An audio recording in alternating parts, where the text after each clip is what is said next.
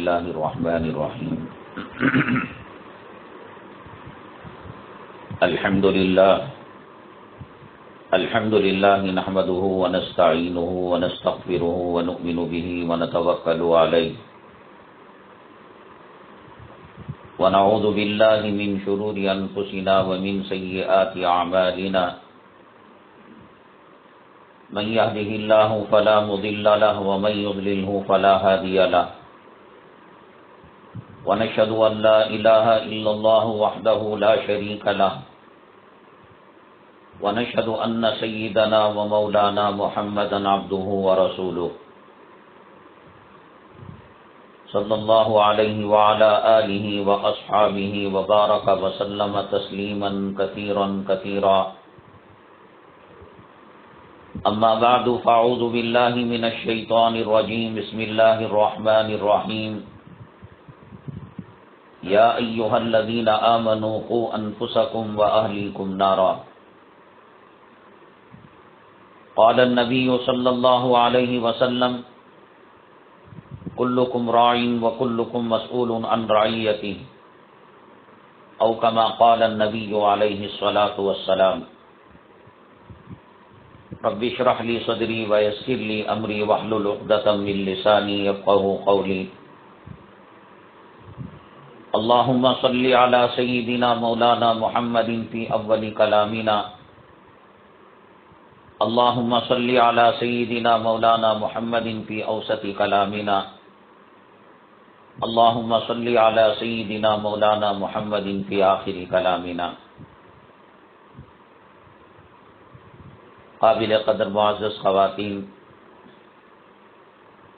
اللہ تبارک تعالیٰ کا بے پناہ کرم ہے اور اللہ تعالیٰ کا احسان ہے. اللہ تبارک تعالیٰ نے آج ہمیں یہاں دین پاک کی نسبت سے جمع فرمایا. اللہ تعالیٰ ہمارے جمع ہونے کو، کہنے کو، سننے کو بے پناہ قبول فرمائے اور دنیا اور آخرت میں کامیابی کا ذریعہ اور سبب بنائے. معزز خواتین، یوں تو زمانہ بڑی تیز رفتاری کے ساتھ ترقی کر رہا ہے. ہر میدان میں، ہر فیلڈ میں بظاہر ترقی نظر آ رہی ہے. سائنسی نقطۂ نظر سے جو سفر مہینوں کا ہوتا تھا اب وہ گھنٹوں میں طے ہو رہا ہے. جو کام مہینوں میں ہوتا تھا اب وہ کام دنوں میں، گھنٹوں کے اندر ہو رہا ہے.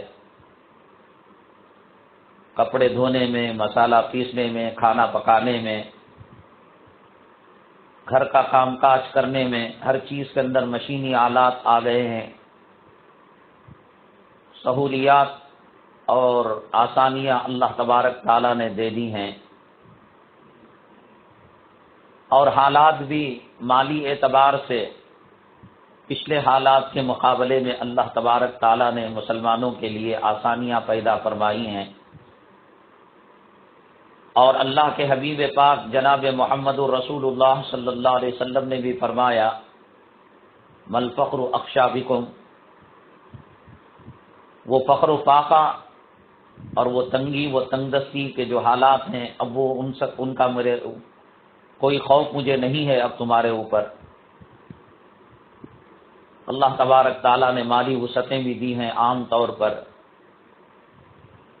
لیکن باطنی اعتبار سے، روحانی اعتبار سے زمانہ یوں یوں ترقی کرتا جا رہا ہے، آگے بڑھتا جا رہا ہے. ہماری حالت دینی اعتبار سے بہت پیچھے کی طرف جا رہی ہے. قرآن سے بے رغبتی، سنتوں سے بے رغبتی، دین سے بے رغبتی، اور بالخصوص نوجوانوں کے اندر بگاڑ، سماج کے اندر بگاڑ، سوسائٹی کے اندر بگاڑ. جن برائیوں کا تصور خواب و خیال میں بھی نہیں تھا، آج وہ برائیاں مسلم معاشرے کے اندر دیکھنے کو مل رہی ہیں. اور اللہ کے حبیب پاک جناب محمد الرسول اللہ صلی اللہ علیہ وسلم نے جیسے فرمایا، ایک زمانہ آئے گا کہ لوگ برائیوں کی تبلیغ کریں گے، اچھا سمجھیں گے برائیوں کو، اور بھلائیوں سے روکیں گے، ایسے لگ رہا ہے اللہ کے حبیب پاک جناب محمد رسول اللہ صلی اللہ علیہ وسلم آج کے حالات کو آنکھوں سے دیکھ کر بیان کر رہے ہوں،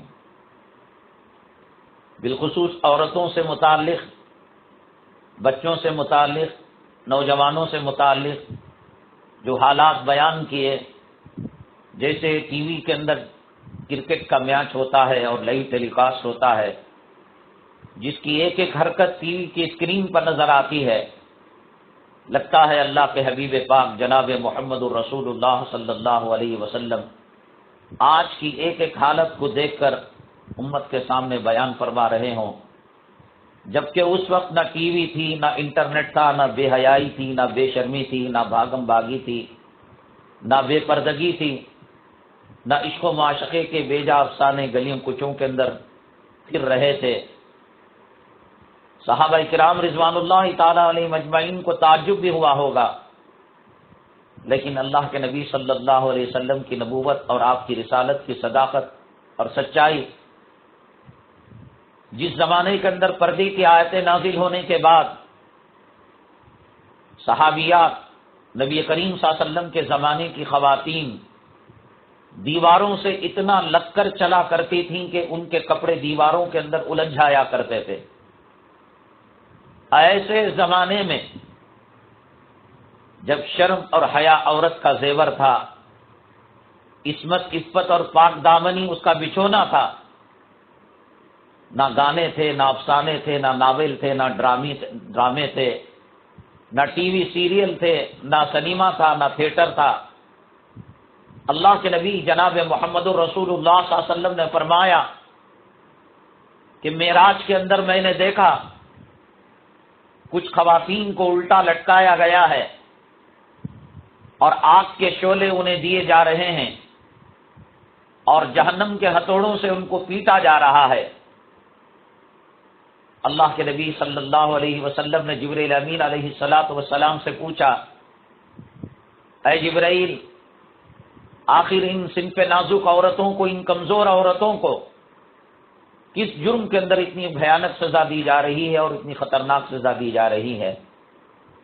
حضرت جبرائیل امین علیہ السلام نے فرمایا، اے محمد صلی اللہ علیہ وسلم، آپ کی امت میں کچھ عورتیں ایسی آئیں گی، کچھ خواتین ایسی آئیں گی جو اپنے بالوں کو کھلا رکھیں گی، کپڑا پہنیں گی اور کپڑا پہن کر بھی ننگی ہوں گی، ان کا جسم ان سے نمایاں ہوگا، ان کے جسم کی ساخت کا انہیں دوسرے دیکھ کر پتہ لگا لیں گے، جس کو اللہ کے نبی صلی اللہ علیہ وسلم نے فرمایا، رب قاسیات عاریات، بہت ساری کپڑا پہننے والی ننگیاں ہوں گی، ایسا تنگ و چست لباس پہنا کریں گی، برقعے کے نام پر، آج پردے کے نام پر کیا بے حیائی نہیں ہو رہی ہے؟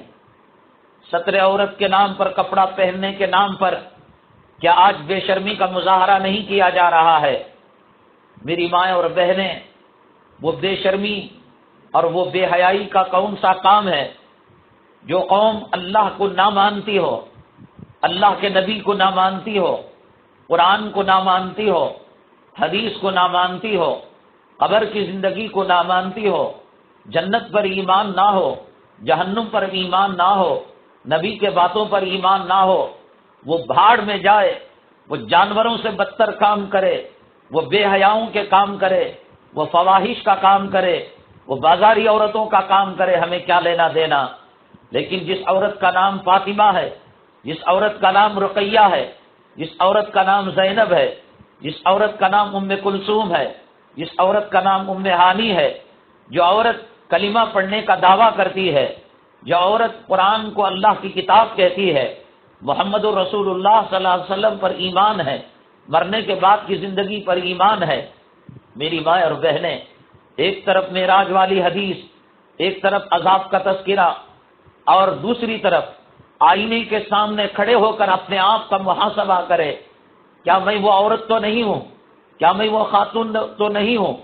کیا میرا برقع جسم کی نمائش کرانے والا تو نہیں ہے؟ کیا میرا برقع نیٹی تو نہیں ہے؟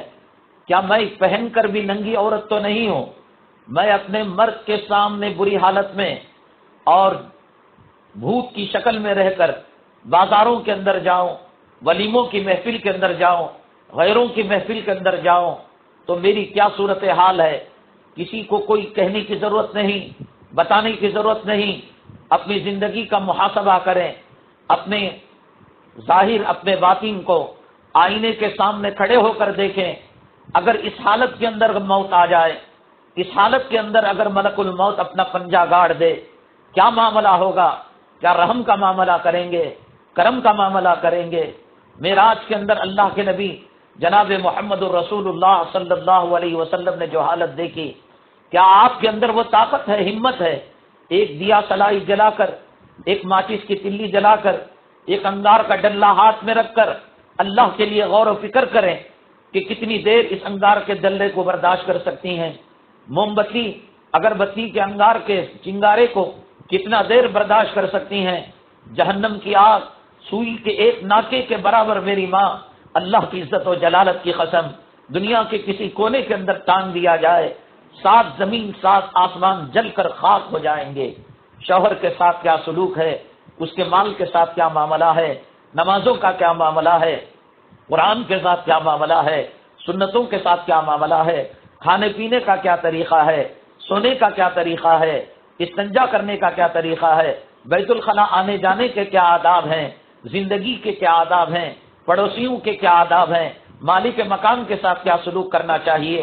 کرایہ دار کے ساتھ کیا سلوک کرنا چاہیے؟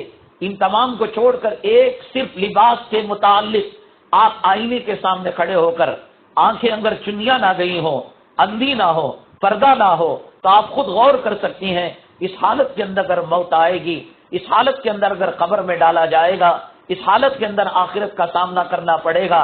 کیا وہ روایت جس کے اندر اللہ کے نبی صلی اللہ علیہ وسلم نے معراج کے اندر جن عورتوں کو دیکھا، کیا آپ کے اندر طاقت ہے؟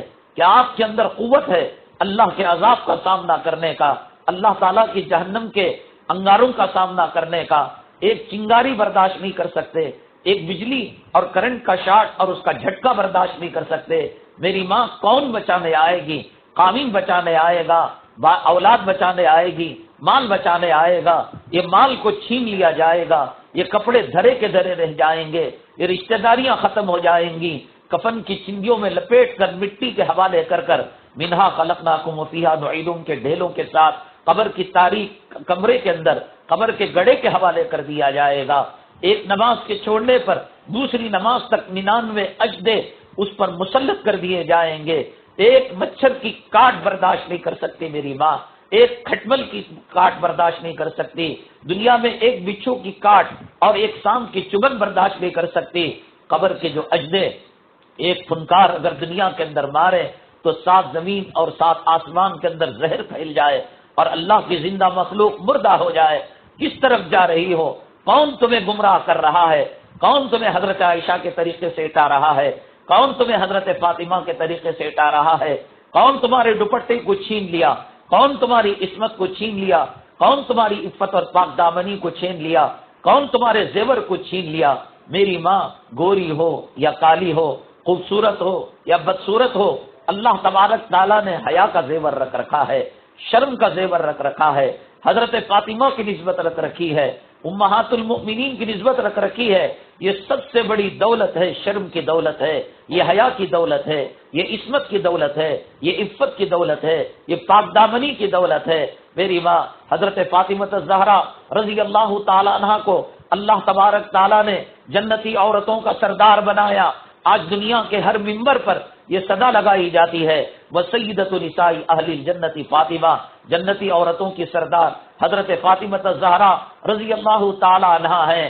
اور کیوں اللہ تعالیٰ نے یہ مقام دیا؟ اللہ تبارک تعالیٰ نے یہ درجہ کیوں دیا؟ کیا وہ مالدار تھیں؟ کیا قیمتی کپڑے ان کے پاس تھے؟ کیا ان کے پاس قیمتی فریج تھا؟ قیمتی واشنگ مشین تھا؟ ویکیوم کلینر تھا؟ کیا ان کے پاس خدام تھے؟ کیا ان کے پاس محل تھے؟ کیا ان کے پاس دولت کا انبار تھا؟ میری ماں کام کرتے کرتے اللہ تعالیٰ کا تجھے آج شکر ادا کرنا چاہیے۔ کپڑے دھونے کے لیے واشنگ مشین ہے، مسالہ پیسنے کے لیے مکسی ہے، گرینڈر ہے، ہر چیز کے لیے جو ہے اسباب اللہ تبارک تعالیٰ نے نعمتوں کے طور پر دے دیے ہیں۔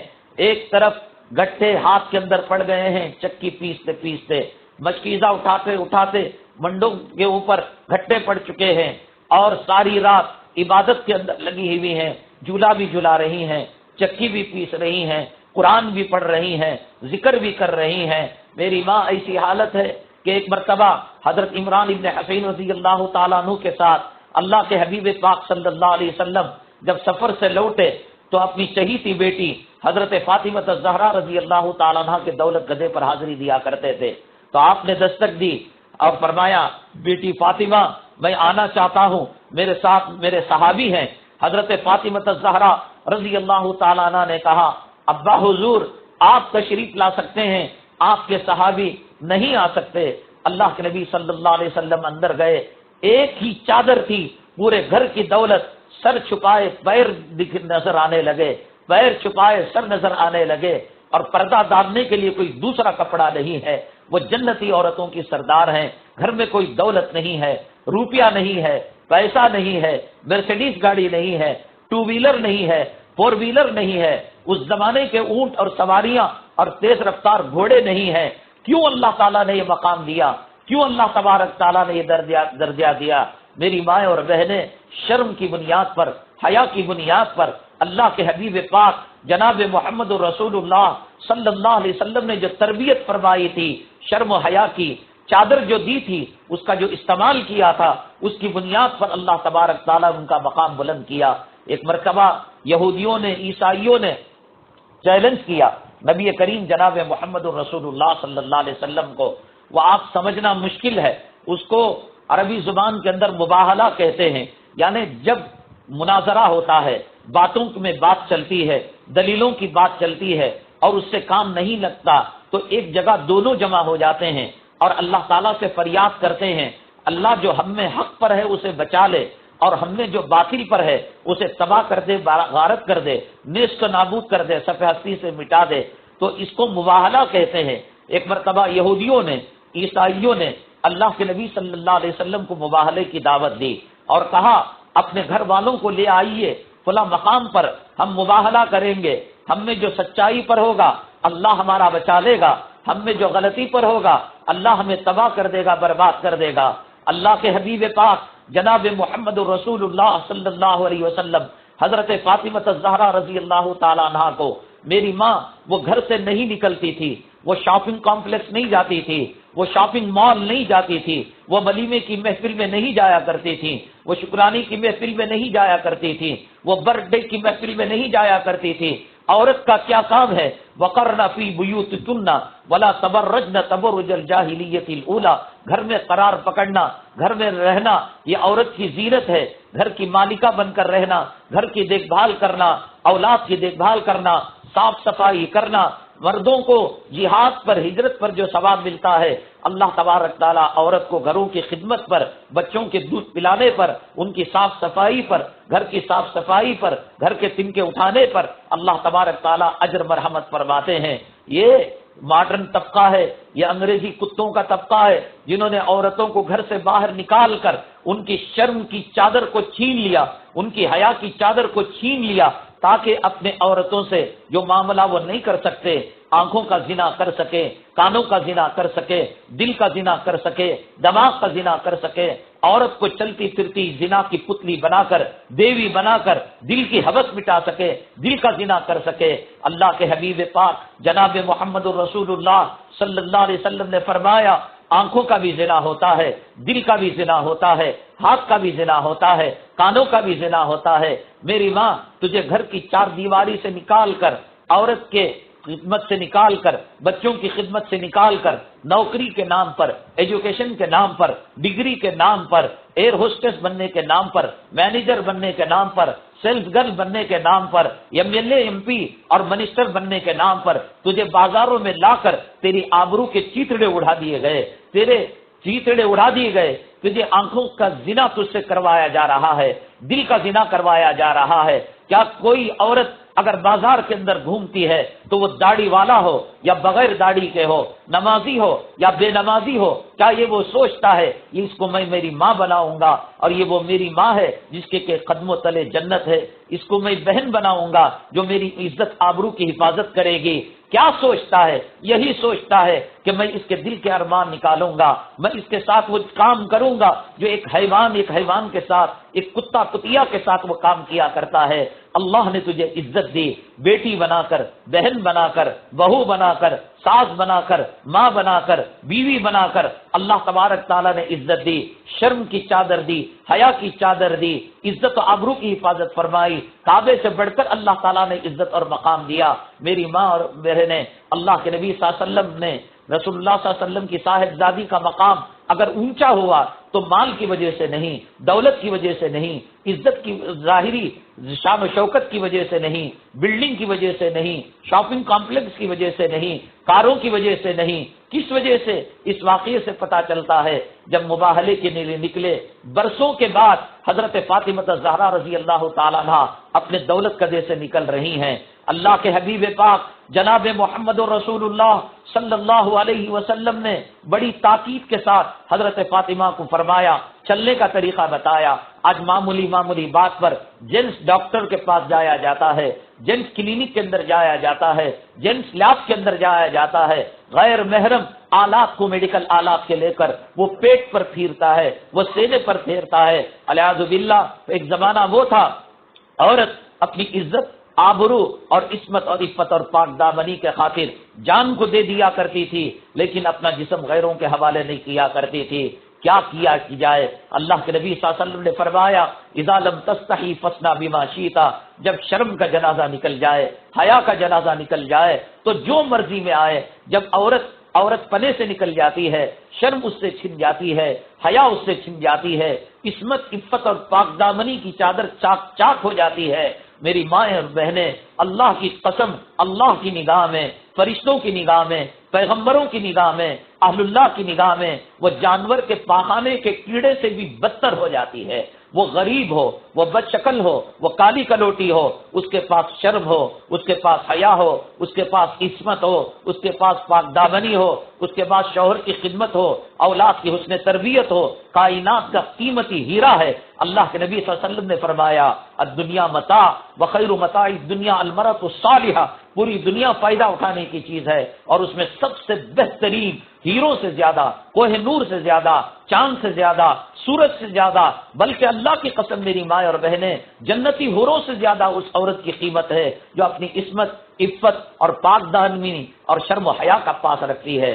دیکھیں اللہ کے نبی صلی اللہ علیہ وسلم نے اپنی صاحبزادی کو سیدۃ النساء اہل الجنت فاطمہ کے مقام تک پہنچایا، وہ مال کے ذریعے سے پہنچایا، یا قیمتی داماد یا کروڑ پتی داماد، کتنے رشتے نہیں آ سکتے تھے۔ حضرت فاطمہ الزہرا رضی اللہ تعالیٰ عنہ جوانی کی دہلیز پر قدم رکھا، کتنے بڑے بڑے رشتے نہیں آئے اللہ کے حبیب پاک صلی اللہ علیہ وسلم کے پاس حضرت فاطمہ الزہرا رضی اللہ تعالیٰ عنہ کے لیے۔ کیوں رشتوں کو ریجیکٹ کر دیا؟ کیوں حضرت علی کرم اللہ وجہہ کو پسند فرمایا؟ کسی مالدار کو، کسی ڈگری ہولڈر کو اور کسی بڑے ایجوکیٹڈ کو اور کسی بڑے جو ہے کوٹی والے کو اور مالدار کو دے سکتے تھے، حضرت علی کرم اللہ وجہہ کو کیوں دیا؟ دینداری کو دیکھا، آپسی جو ہے تعلقات کو دیکھا، مساوات کو دیکھا۔ میری ماں اور بہنیں جب مباہلے کے لیے نکلنا چاہیں تو وصیت فرمائی، اے فاطمہ میں جیسے کہتا ہوں ویسے تمہیں قدم رکھنا پڑے گا۔ کس درجے سے؟ حضرت حسن، حضرت حسین رضی اللہ تعالیٰ عنہ فرماتے ہیں، ہم نے کبھی اپنی اماں جان کے سر کے بال کو کھلا ہوا نہیں دیکھا۔ میری ماں کہاں حضرت فاطمہ رضی اللہ تعالیٰ عنہ کے بال، ان کے بچے حسن نہیں دیکھ رہے ہیں، حسین نہیں دیکھ رہے ہیں۔ آج تیرے کپڑوں کو نوچ نوچ کر دنیا کے درندے کھا رہے، دنیا کے زانی کھا رہے ہیں۔ ایک آدمی کھڑے ہو کر پیشاب کر کر تصور کر رہا ہے تیری عزت لوٹنے کا، تیری آبرو لوٹنے کا۔ میری ماں عزت کے چلے جانے کے بعد، آبرو کے چلے جانے کے بعد، جسم سے روح نکل جانے کے بعد اس کی کیا حیثیت باقی رہتی ہے؟ کیا ہو گیا ہے؟ کون سے سیریل نے تجھے تباہ کر دیا ہے؟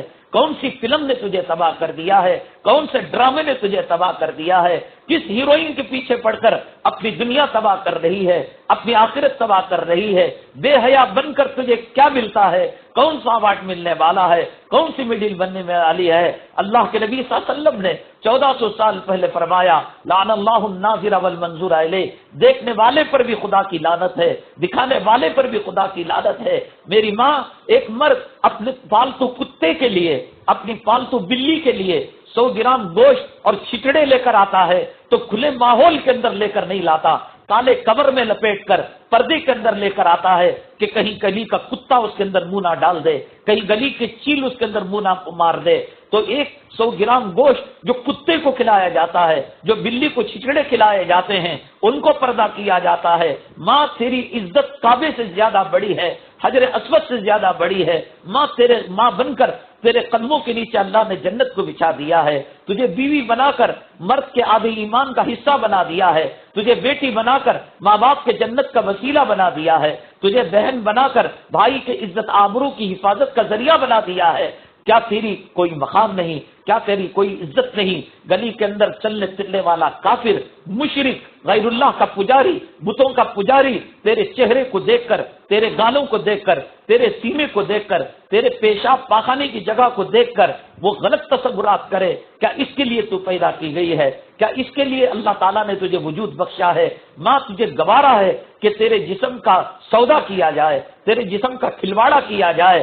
فقہا نے، مشائخ میں، کتابوں میں لکھا ہے، جو عورت بے پردہ گھر سے باہر نکلتی ہے اور پھر اسی حالت کے اندر وہ گھر میں آتی ہے اور نماز پڑھتی ہے، حالانکہ فتوے کے اعتبار سے کسی کتاب میں مسئلہ نہیں لکھا ہے، لیکن مشائخ نے لکھا ہے اس کو چاہیے کہ غسل جنابت کر کر وہ اپنی آگی کی نماز پڑھے، حالانکہ زنا نہیں کیا، بدکاری نہیں کی اور اس کی جنابت نہیں ٹوٹی، اس کی طہارت نہیں ٹوٹی، لیکن مشائخ کہتے ہیں کہ دیکھنے والے نے اپنی زنا کی نظروں کے تیر اس کے اوپر گاڑے، دل کی خواہشات کے، زنا کے خواہشات کے تیر اس کے اوپر گاڑے، برے خواہشات کے تیر اس کے اوپر گاڑے، اس کا جسم زخمی لہو لہان زنا کے تیروں سے ہو چکا ہے، نظروں کے تیروں سے ہو چکا ہے۔ النظر سہم من سہام ابلیس، اللہ کے نبی صلی اللہ علیہ وسلم نے فرمایا کہ بری نظر، گندی نظر، مجھے بتا تو صحیح، جب تو بن کر نکلتی ہے، سور کر نکلتی ہے، نیل پالش لگا کر نکلتی ہے، لپسٹک لگا کر نکلتی ہے، کاسمیٹک لگا کر نکلتی ہے، ایبرو شیپ کر کے نکلتی ہے،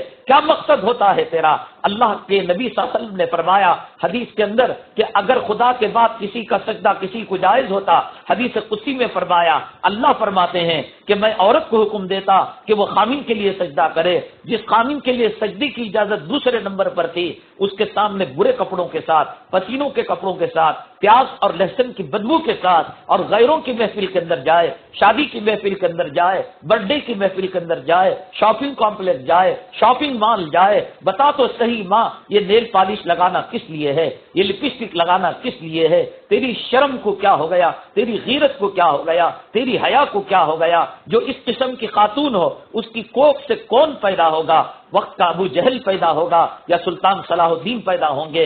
وقت کا ابو لہب پیدا ہوگا یا ٹیپو سلطان شہید پیدا ہوں گے؟ غازی مجاہد شہید پیدا ہوں گے یا وقت کے غدار اسلام کے دشمن پیدا ہوں گے، علماء کے دشمن پیدا ہوں گے؟ میری ماں، آج اگر سماج تباہ ہو رہا ہے، سوسائٹی تباہ ہو رہی ہے، نوجوان طبقہ برباد ہو رہا ہے، میری ماں، نہ خانخواہ اس کو درست کر سکتی ہے، نہ کوئی تحریک اس کو راہ راست پر لا سکتی ہے، نہ کوئی جماعت اس کو راہ راست پر لا سکتی ہے، نہ کوئی دارالعلوم اس کو راہ راست پر لا سکتا ہے، نہ کوئی ادارہ اور تنظیم اس کو راہ راست پر لا سکتی ہے۔ میری ماں، تیرا تقوی اور تیری راست بازی، تیری شرم، تیری حیا، تیرا تقدس، تیری پاک دامنی آج معاشرے کے اندر انقلاب کا ذریعہ بن سکتی ہے، معاشرے کو سدھارنے کا ذریعہ بن سکتی ہے۔ میری ماں، تیرے تقوی کا اثرات تیرے خون کے ذریعے سے، دودھ کے قطرات کے ذریعے سے اور تیری گود کے ذریعے سے، کوک کے ذریعے سے، تیری ہواؤں کے ذریعے سے تیری اولاد پر مرتب ہوں گے۔ وقت کے مجاہد پیدا ہوں گے، نمازی پیدا ہوں گے، اللہ والے پیدا ہوں گے، تہجد گزار پیدا ہوں گے۔ میری ماں، تو بگڑے گی، سماج بگڑ جائے گا، سوسائٹی بگڑ جائے گی، اولاد بگڑ جائے گی، نسلیں بگڑ جائیں گی۔ میری ماں، تو نے چاہا تو حضرت اکرمہ جو ابو جہل کے خون سے بنے تھے، ابو جہل کے گھرانے کا آدمی تھا، اور پکا اسلام کا دشمن تھا، مسلمانوں کا دشمن تھا۔ میری ماں تو نے چاہی ابو جہل کے گھرانے کے فرد کو راہ راست پر تو لانے والی تھی، ابو جہل کے گھرانے کے فرد کو ہدایت سے مالا مال کرانے والی تو تھی، تو نبی کے دربار میں چلی گئی، اپنا دوپٹہ اپنا آنچل نبی کے قدموں پر ڈال دیا اور کہا اکرما کو معافی دے دو۔ نبی نے معافی دے دی اور ہدایت کا ذریعہ بن گئی۔ تو ابو فرعون کے دربار میں رہ کر تو استقامت کا پہاڑ بنی رہی، اسلام آسیہ بن کر استقامت کا پہاڑ بنی رہی۔ معراج کے موقع پر اللہ کے حبیب پاک صلی اللہ علیہ وسلم جب تشریف لے گئے، فرمانے لگے کہ مجھے جنت کی خوشبو آ رہی ہے۔ جبرائیل امین نے کہا یہاں بھی جنت تو بہت دور ہے، یہاں تو بی بی آسیہ کی مزار ہے، اس مزار سے جنت کی خوشبو آ رہی ہے۔ فرعون کے محل میں رہ کر، وقت کے خدائی کا دعویٰ کرنے والے کے محل میں رہ کر، دولتوں میں رہ کر، حرام کی دولت میں رہ کر، حرام کی معیشت میں رہ کر تو اللہ والی بن کر رہی، آج تجھے کیا ہو گیا ہے، کس طرف جا رہی ہے؟ میری ماں، اپنے اعمال کا حساب و کتاب دینا اللہ کے دربار میں بہت مشکل ہے۔ اللہ یہ پوچھے گا خامن کو کیوں نہیں تو نے سدھارا، اولاد کو کیوں نہیں تو نے سدھارا، اولاد کی اصلاح تو نے کیوں نہیں کی؟ تو اپنے نمازوں کا جواب تو دینا مشکل ہے، اپنے اعمال کا حساب و کتاب دینا مشکل ہے، تو پھر کس طریقے سے میری ماں تو یہ جواب دے گی اولاد کے بارے میں؟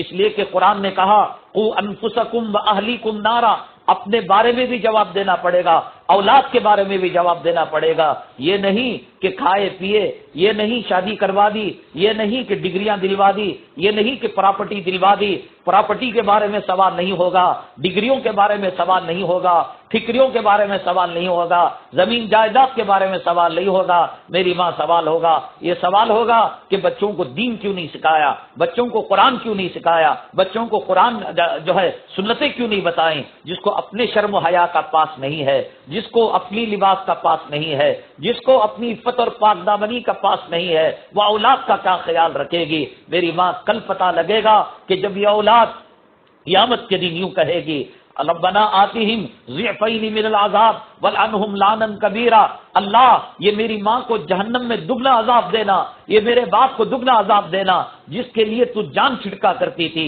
جس کے لیے تو راتوں کو جگا کرتی تھی، جس کے لیے تو محنت مشقت کیا کرتی تھی۔ میری ماں یہی بے حیا بچی، یہی بے حیا لڑکا، یہی داڑھی مڈا لڑکا، یہی بے نمازی لڑکا قیامت کے دن اللہ کے دربار میں ہاتھ اٹھا کر تیرے دودھ کے ساتھ غداری کرے گا، تیرے خون کے قطروں کے ساتھ غداری کرے گا، تیری کوکھ کے اندر جو 9 ماہ رہا اس کے ساتھ غداری کرے گا، اور ساتھ یوں کہے گا آتیہم ضعفین من العذاب، اللہ میں گمراہ ہوں، میں بے نمازی ہوں، مجھے قرآن پڑھنا نہیں آتا، مجھے سنتوں پر عمل نہیں آتا، اور مجھے حق و باطل کی تمیز نہیں، اس میں میرا قصور نہیں، میری ماں کی تربیت کا قصور ہے، میرے باپ کی تربیت کا قصور ہے۔ اپنا دھونا مشکل ہے، پیغمبر نفسی نفسی کے حالت میں ہوں گے، میری ماں اولیاء نفسی نفسی کے حالت میں ہوں گے، حضرت ابراہیم اپنے باپ کو بچا نہیں پائیں گے، حضرت لوط اپنی بیوی کو بچا نہیں پائیں گے، حضرت نوح اپنے بیٹے کو بچا نہیں پائیں گے۔ میری ماں کیا تجھ میں طاقت ہے، قوت ہے کہ جب سورج ایک نیزے کے برابر قریب ہو جائے اور پسینے کے اندر آدمی شرابور ہو جائے، کوئی کسی کے کام نہ آئے، نہ بھائی کے، نہ بہن بھائی کے، نہ خامن بیوی کے، نہ بیوی خامن کے؟ میری ماں ایسے موقع پر یہ بچے یوں کہیں آتیہم ضعفین من العذاب، اللہ ان کو دگنا عذاب دینا۔ نہ تو خود قرآن پڑھتے تھے، نہ قرآن پڑھنے کی ہمیں تشکیل کیا کرتے تھے، ٹی وی دکھایا کرتے تھے، سیریل دکھایا کرتے تھے، کامنٹس کیا کرتے تھے کہ فلاں ولن نے یہ کام کیا، فلاں ہیرو نے یہ کام کیا، فلاں ہیروئن نے یہ کام کیا۔ عید برات آتی تھی تو ان ہیرو ہیروئنوں کو دیکھ کر کپڑے بنایا کرتے تھے، ہمارے برقعے ٹائٹ کیا کرتے تھے، ہمارے کپڑوں کو چست کیا کرتے تھے، ہمارے دوپٹے کو سر سے ہٹایا کرتے تھے، ہمارے حسن اور میک اپ کو دوسروں کو دکھایا کرتے تھے، عید برات کے موقع پر دوسروں کو ہاتھ ملایا کرتے تھے، گلے ملایا کرتے تھے۔ کیا کرو گی میری ماں؟ یہی اولاد گلے کا پھندا بن جائے، اجدا بن جائے، ناگن بن جائے، اور یہ کہے آتیہم ضعفین من العذاب، اللہ جو عذاب ہمیں دے رہا ہے اس سے دگنا قسم کا عذاب دینا، تو پھر کیا ہوگا؟ کون بچانے والا ہوگا؟ میری مائیں اور بہنیں، میں یہ عرض کر رہا تھا، حضرت فاطمہ الزہرا رضی اللہ تعالی عنہ، سر کے بال کو اولاد نے نہیں دیکھا، جسم کے کپڑوں کو سورج نے نہیں دیکھا، چاند نے نہیں دیکھا، رات کی تنہائی کے اندر تاریکی کے اندر بند کمرے کے اندر اس کو سکھاتی تھی، صبح ہونے سے پہلے اس جوڑے کو پہن لیا کرتی تھیں۔ اتنی شرم و حیا اللہ تبارک تعالیٰ نے ان کا مقام بلند کیا، ان کے درجے کو بلند کیا۔ جب مباہلے کے لیے نکلے، اللہ کے حبیب پاک جناب محمد الرسول اللہ صلی اللہ علیہ وسلم نے فرمایا، فاطمہ جیسے تمہاری مرضی میں آئے، داہنی طرف قدم اٹھانا، رائٹ قدم اٹھانا، لیفٹ قدم اٹھانا، تیز قدم چل جانا، ایسے کام نہیں چلے گا۔ میری ماں جسم کا پردہ، چہرے کا پردہ، ہاتھوں کا پردہ، پیروں کا پردہ، بالوں کا پردہ، یہ بہت دور کی بات ہے، غور کرنے کی بات ہے۔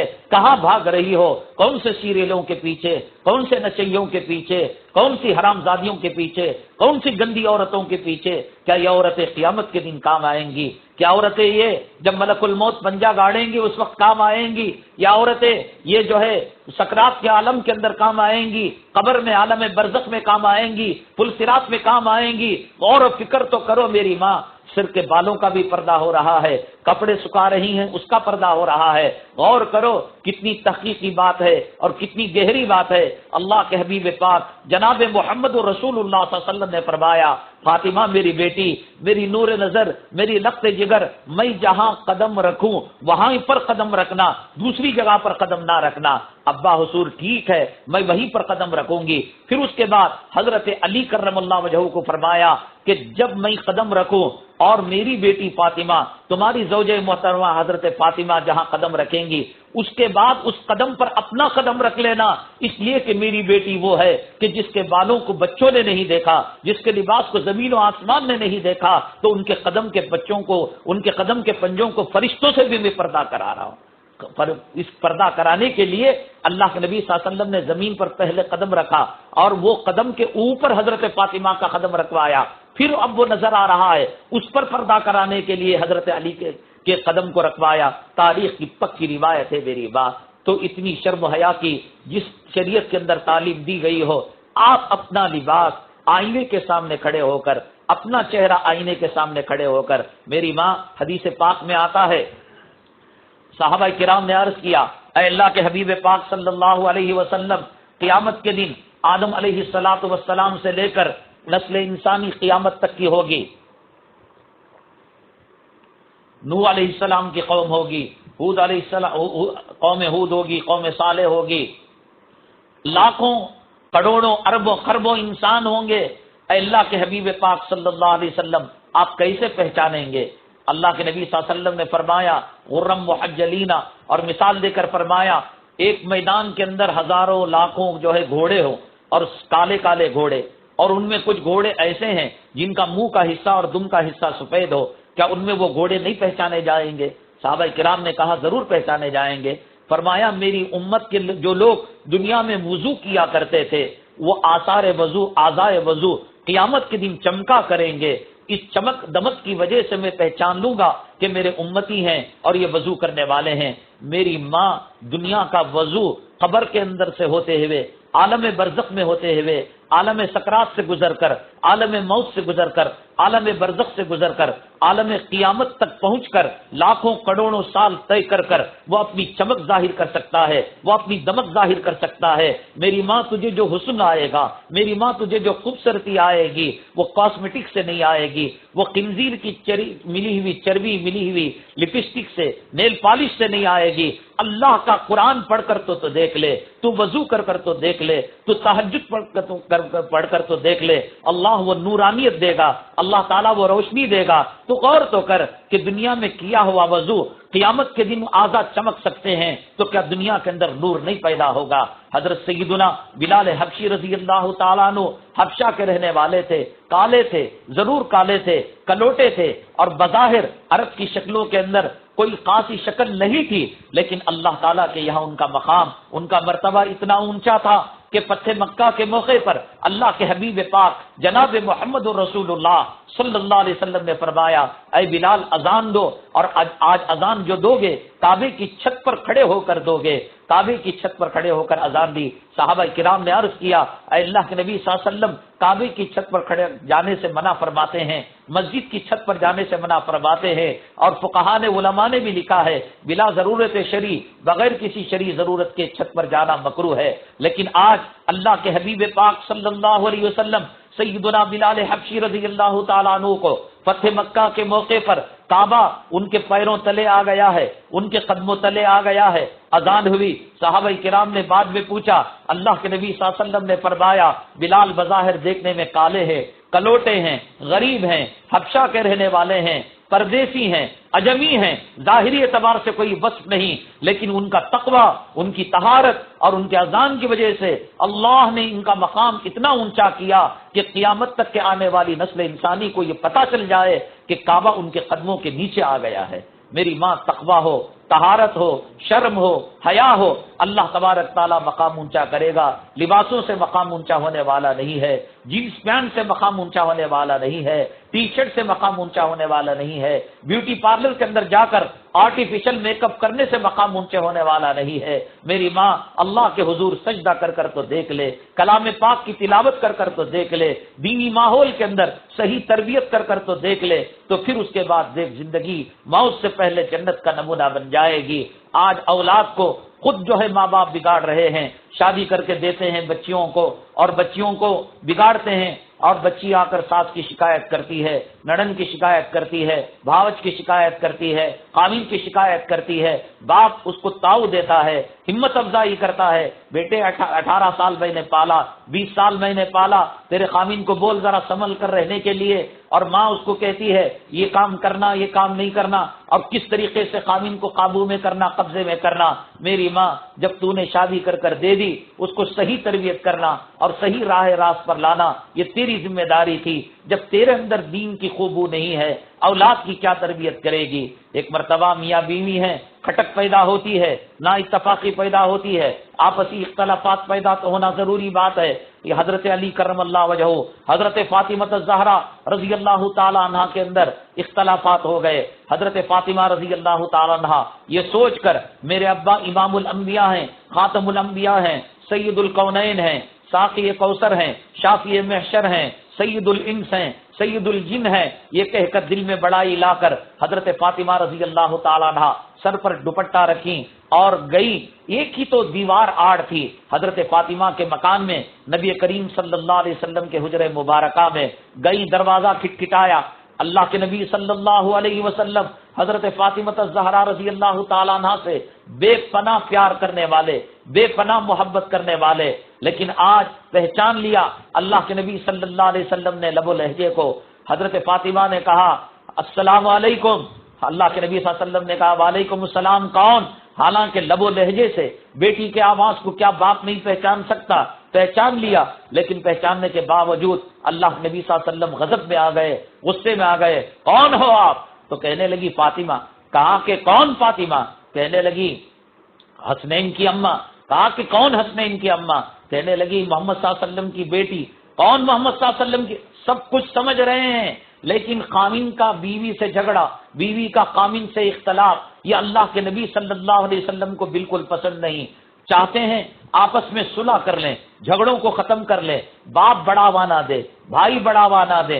اللہ کے نبی صلی اللہ علیہ وسلم چاہتے حضرت علی دبک جاتے، حضرت علی مرعوب ہو جاتے، حضرت علی خوف زدہ ہو جاتے، لیکن تربیت کا انداز کیسا ہے؟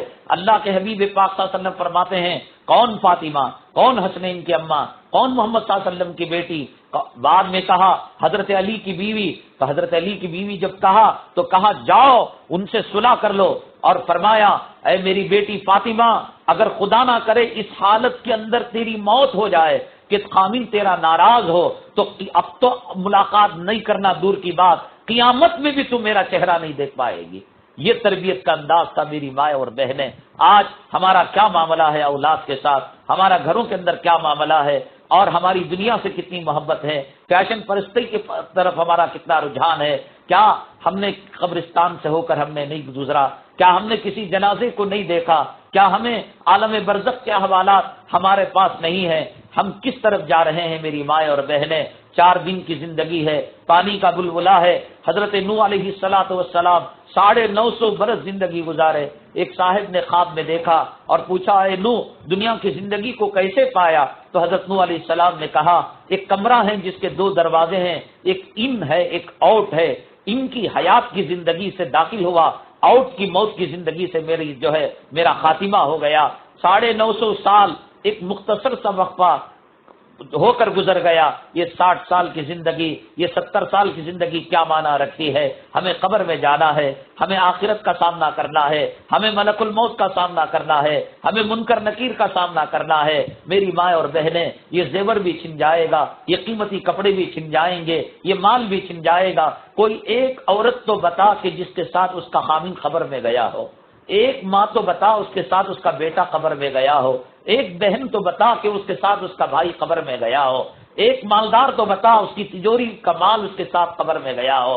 سب کچھ چھین لیا جائے گا۔ فقہا نے لکھا ہے، عورت اگر ناشتہ کھا کر ظہر سے پہلے مرتی ہے، دوپہر کا کھانا کھا کر عصر سے پہلے مرتی ہے، اس کے پیٹ کو دبا دبا کر پیشاب پاخانے کے راستے، ناک کے منہ کے راستے تمام غذا کو بھی باہر نکال دیا جائے گا، مال کو چھین لیا جائے گا، انگوٹھی ناخن میں پھنس جائے گی، انگوٹھی اگر پھنس جائے گی انگلی کے اندر کاٹا جائے گا، گوشت نکالا جائے گا، مگر اس انگوٹھی کے ساتھ اس کو قبر کے اندر دفن نہیں کیا جائے گا۔ اس لیے میری ماں اور بہنیں، یہ 4 دن کی زندگی ہے، اپنے خاوند کو ناخوش کر کر، دنیا والوں کو خوش کرنے کے چکر میں، فیشن زدہ زندگی گزارنے کے چکر میں اپنی آخرت تباہ نہ کریں۔ خاوند کا مقام اللہ نے اتنا اونچا کیا ہے، اتنا اونچا کیا ہے کہ حدیث میں فرمایا، خدا کے بعد اگر کسی کا سجدہ کسی کے لیے جائز ہوتا تو اللہ فرماتے ہیں میں عورت کو حکم دیتا کہ وہ اپنے خاوند کے لیے سجدہ کیا کرے، لیکن اس کا دل دکھایا جا رہا ہے، اس کا دل دکھا کر